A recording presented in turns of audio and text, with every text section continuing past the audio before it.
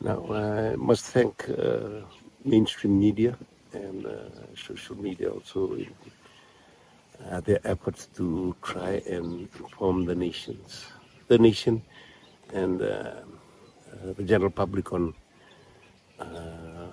what we are expecting in the budget that will be announced on Friday.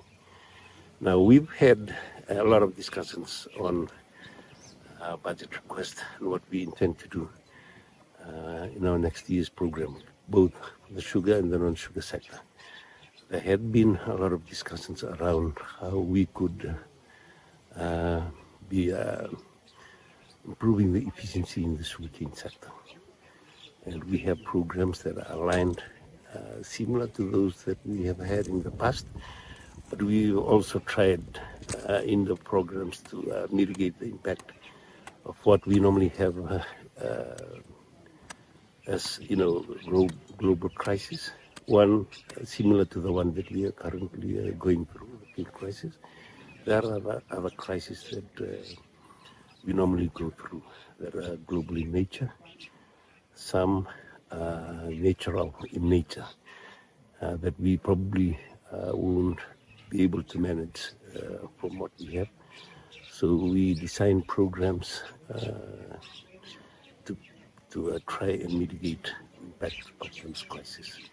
So in the sugarcane sector, we are also including, as part of the programs we've assisted in the past and last year, to try and address efficiencies in all levels, from farming level to seeing efficiencies in transporting sugarcane to the mills, efficiencies within the mills, and efficiencies in administration and staffing structures and all administrative matters.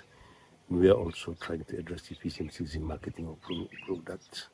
We are looking at how we would value add some of the products that derive from sugarcane.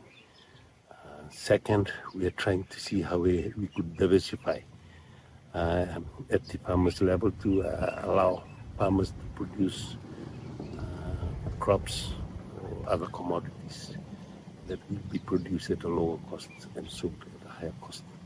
This will mitigate the impact of rising costs producing sugarcane when we look at the decline in the selling price of sugar. But in the agriculture sector, non-sugar agriculture sector, we have included as part of our plans is to strengthen organic farming. We'd like to support the involvement of women and youth in agriculture. We are promoting value adding. We still provide assistance in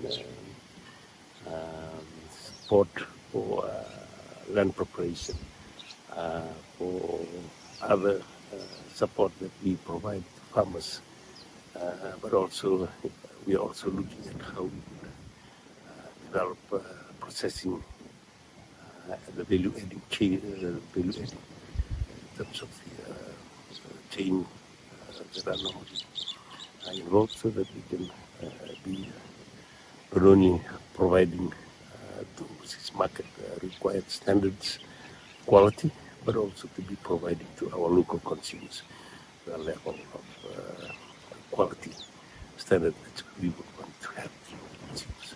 So we are looking at the quality of the products and produce that we sell to the public, apart from just the volume. When I talk about the quality, it's the freshness, and also in terms of the nutritive value. That's whole part of and also in livestock, we have assistance to address also value adding, but there's a lot more support in management of our farmers.